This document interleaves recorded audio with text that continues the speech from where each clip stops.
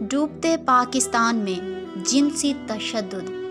جب تک ایک چٹان پر کھڑے 5 جوان ہیلی کاپٹر کا انتظار کرتے ڈوب نہیں گئے، جب تک ان کی ویڈیو بن کر ہمارے واٹس ایپ گروپ میں نہیں آئی، ہم ذرا مصروف تھے۔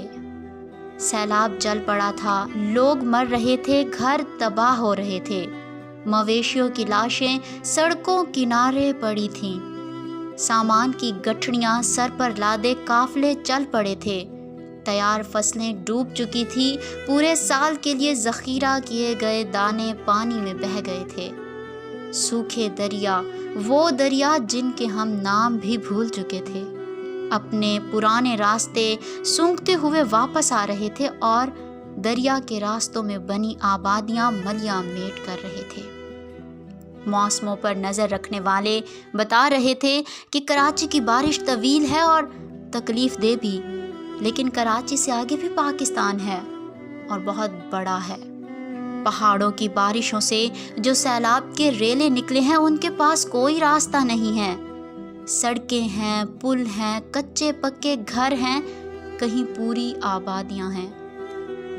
یہ تباہی چپکے سے نہیں آئی، سب نشانیاں موجود تھیں، لیکن ہم ذرا مصروف تھے۔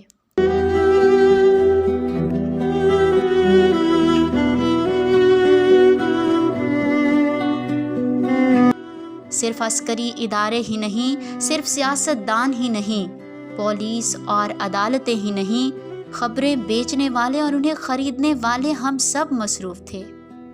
ہم سب یہ جاننے کی کوشش میں تھے کہ شہباز گل کے کپڑے اتارے گئے یا نہیں، اس پر تشدد ہوا یا نہیں۔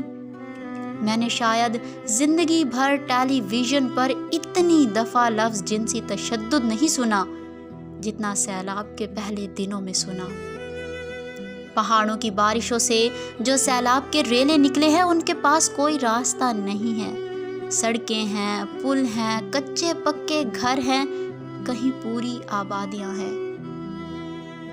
ہوا یا نہیں ہوا؟ کیسے ہوا؟ کس نے کیا؟ ثبوت دکھاؤ۔ میڈیکل چیک اپ کیوں نہیں کروایا؟ شرم ریاست کو آنی چاہیے یا شہباز گل کو؟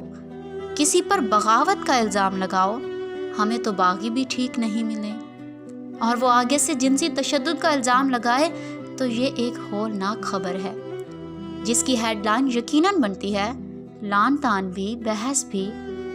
ہمارے دین میں بھی ہے کہ ایک انسان کا قتل ساری انسانیت کا قتل ہے۔ اسی طرح ایک شخص پر تشدد تمام شہریوں پر تشدد کے مترادف ہے۔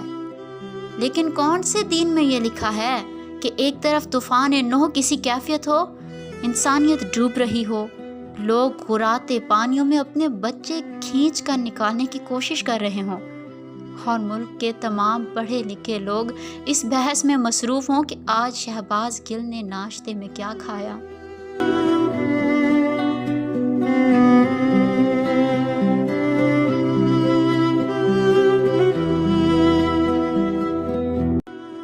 اور پھر جب سیلاب کے پانی میں ایک چٹان پر کھڑے 5 جوانوں کو پہلے کسی بچانے والے کا انتظار کرتے اور پھر پانی میں بہہ جاتے دیکھا تو ہم اپنے ہی سیاستدانوں پر برس پڑے کہ بس اب سیاست بند کرو اور سیلاب زدگان کی مدد کرو۔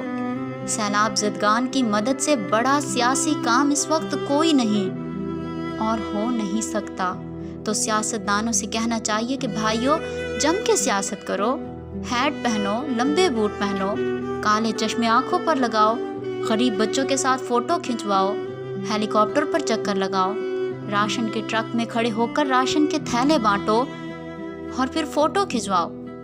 جہاں سے پچھلے الیکشن میں ووٹ نہیں پڑے تھے ادھر بھی خیمے پہنچاؤ۔ خلقت کو اللہ کے عذاب سے مت ڈراؤ، وہ بھگت رہے ہیں، خود اس خلقت کے عذاب سے ڈرو کہ تمہیں نہ بھگتنا پڑ جائے۔ سیاستدانوں کو، حکمرانوں کو جتنے تانے دینے ہیں دے لو، لیکن ارد گرد نظر دوڑاؤ۔ اس قیامت کے منظر نامے میں سب سے پہلے غائب ہونے والے ہمارے سیٹھ اور وہ کارپوریشنیں ہیں جو پاکستان سے صرف مال بنانا جانتے ہیں۔ کہاں ہیں وہ کمپنیاں جو ہمیں ہماری زمین سے پانی نکال کر بوتلوں میں بھر کر بیچتے ہیں؟ پھر سال کے سال کچھ گانے سنوا کر اور مشروب بیچتے ہیں۔ کہاں ہے مٹی کو سونا بنانے والی کھادیں بیچنے والے؟ ہر غریب کی جیب میں ہاتھ ڈال کر آخری 10 روپے نکالنے والی موبائل فون کمپنیاں؟ کدھر ہے کاٹن کے ایکسپورٹر جو ہر تیسرے مہینے لاکھوں روپے کے اشتہار لگا کر کہتے ہیں ہم لٹ گئے؟ کدھر گئے وہ ہر حکومت کے لاڈلے ہاؤسنگ سوسائٹیاں بنانے والے جنہوں نے دریاؤں کے کنارے سیلابی نالے کے عین بیچ پلاٹ کاٹ دیے ہیں؟ اور کہاں ہے ملک ریاض کے وہ جہاز جو ہر حکمران ہر اپوزیشن لیڈر کی سواری کے لیے تیار رہتے ہیں لیکن قدرتی آفت کے آتے ہی گراؤنڈ ہو جاتے ہیں؟ اگر ان سیٹھوں کے دل اتنے ہی کٹھور رہے تو ایک دن ان کی بادشاہتیں بھی سوات کے ہنی مون ہوٹل کی طرح منٹوں میں منہدم ہو جائیں گی۔ ہم برسوں بعد بھی اپنی آنے والی نسلوں کو بتائیں گے کہ جب سیلاب ہمارے سروں کی چھت کو بہا کر لے گیا ہم آسمان کی چادر اوڑھتے رہے، ماؤں کے جگر کے ٹکڑے قاتل ریلوں کی نظر ہوئے جو بغیر نماز جنازہ کے گیلی مٹی کا کفن اوڑھ کے سو گئے۔ ماؤں کو آخری دیدار تک نصیب نہ ہوا اور جو بچ گئے وہ پیروں میں کیچڑ کے جوتے پہنے بھوک کی آگ کو گندم کے کچے دانوں سے رام کرتے رہے۔ ہماری مائیں، بہنیں، بیٹیاں جو بہت شرم و حیا والی تھیں ان کی اوڑھنیاں پانی بہا لے گیا، گھر زمین بوس ہو گئے، سپنوں کے محل آنکھوں میں آنسوؤں کا کفن اوڑھ کے دفن ہوئے، اپنی بے بسی پر اکیلے بین کرتے رہے۔